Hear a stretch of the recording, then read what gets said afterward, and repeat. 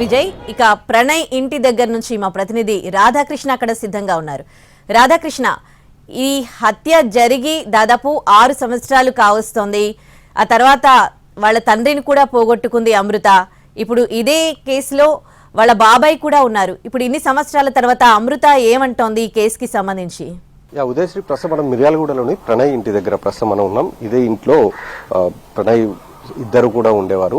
ఆ తర్వాత అంటే వాళ్ళు ఎప్పుడైతే 2018లో పెళ్లి చేసుకోవడం, ఆ తర్వాత కులాంతర వివాహం చేసుకుందని తండ్రి కక్ష కట్టడం అనేది చోటు చేసుకోవడం జరిగింది. అప్పటి నుండి కూడా ఈ కేసుకు సంబంధించిన దర్యాప్తు కొనసాగుతుంది. ప్రస్తుతం తండ్రి ఉన్నాడు, తండ్రితో పాటు వాళ్ళ సోదరుడు కూడా ఉన్నారు. వాళ్ళంతా మాత్రం మాట్లాడడానికి పూర్తిగా ఇంట్రెస్ట్ చూపట్లేదు. వాళ్ళు ఈ కోర్టు తీర్పు వచ్చిన తర్వాతనే తాము మాట్లాడతాము, అప్పటి వరకు ఈ కేసు సంబంధించిన దాంట్లో తాము మాట్లాడడానికి ఎలాంటి అవకాశం లేదు అనేది వాళ్ళు చెప్తున్నారు. మనం వచ్చినప్పటి నుండి కూడా ట్రై చేస్తున్నాము వాళ్ళతోటి మాట్లాడడానికి, వాళ్ళ తండ్రితోటి అసలు ఎలాంటి శిక్ష పడాలని మీరు కోరుకుంటున్నారు ఏంటి అన్న దానికి సంబంధించి. కానీ వాళ్ళు మాత్రం మాట్లాడడానికి పూర్తి స్థాయిలో నిరాకరిస్తున్నారు. 2018 సెప్టెంబర్లో హత్య జరిగినప్పటి నుండి కూడా ఇక్కడ ఒక సెక్యూరిటీని కూడా ఏర్పాటు కూడా చేయడం జరిగింది. ఇంటి దగ్గర బయట వేరే వాళ్ళు ఎవరు కూడా లోపలికి వెళ్ళనీయకుండా, అంటే వీళ్ళకి థ్రెట్ ఉన్న నేపథ్యంలోనే వాళ్ళకి ఈ విధంగా ఉంచడం జరిగింది.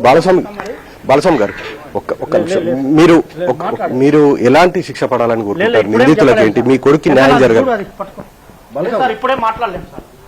ఇది ప్రస్తుతం అతని తండ్రి మాత్రం మాట్లాడడానికి పూర్తిగా నిరాకరిస్తున్నాడు. ఆయన ఏం చెప్పాలనుకున్నాడు అనేది కూడా కోర్టు తీర్పు తర్వాతనే తాను మాట్లాడతాను అనేది కూడా వాళ్ళు చెప్తున్న పరిస్థితి. అమృత మాత్రం ప్రస్తుతం ఇక్కడ లేదు, ఆమె హైదరాబాద్ లో ఉంటుంది. ఇక్కడ మాత్రం బాలస్వామి కుటుంబంతో ఉండట్లేదు.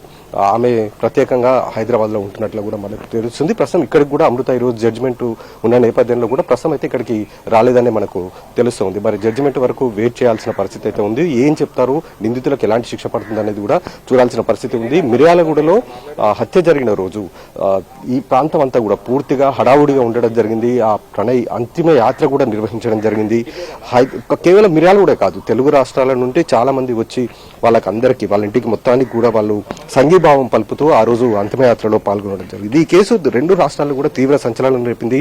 కేవలం కులాంతర వివాహం చేసుకున్నందుకే ప్రణయ్ని హత్య చేసిన ఘటన ఇది చోటు చేసుకోవడం జరిగింది. ఆ తర్వాత ఏవన్గా ఉన్న మారుతిరావు కూడా ఈ కేసులో ఖైరతాబాద్ లో వైశాఖ భవన్ లో 2020 మార్చి 7న అతను ఆత్మహత్య చేసుకోవడం జరిగింది. ఈ కేసులో ప్రస్తుతం A2 ప్రధానంగా ఉన్నాడు. A3 ఎవరైతే ఉన్నారో ఇతను గుజరాత్ కు సంబంధించిన దాంట్లో మాజీ హోంమంత్రి ఎవరైతే ఉన్నారో అతని హత్య కేసులో కూడా నిందితుడు. ఇద్దరు చాలా కరుడుగట్టిన నేరస్తులుగా చెప్తారు. ఇప్పుడు ఇతను కూడా చెల్లపల్లి జైల్లో ఉన్నాడు. వీళ్ళిద్దరిని భారీ బందోబస్తు మధ్య నల్గొండ కోర్టుకు తీసుకుని వస్తున్నారు. ప్రస్తుతం అయితే ఇంటి దగ్గర ప్రశాంతమైన వాతావరణం ఉంది. వాళ్ళ కుటుంబ సభ్యులు కూడా ఎవరు మాట్లాడడానికి ముందుకు రావట్లేదు. జడ్జిమెంట్ కోసమే వాళ్ళంతా కూడా ఎదురు చూస్తున్నారు, ఎలాంటి శిక్ష పడుతుంది నిందితులకు అన్న దానికి సంబంధించి. Right, thanks for the updates Radha.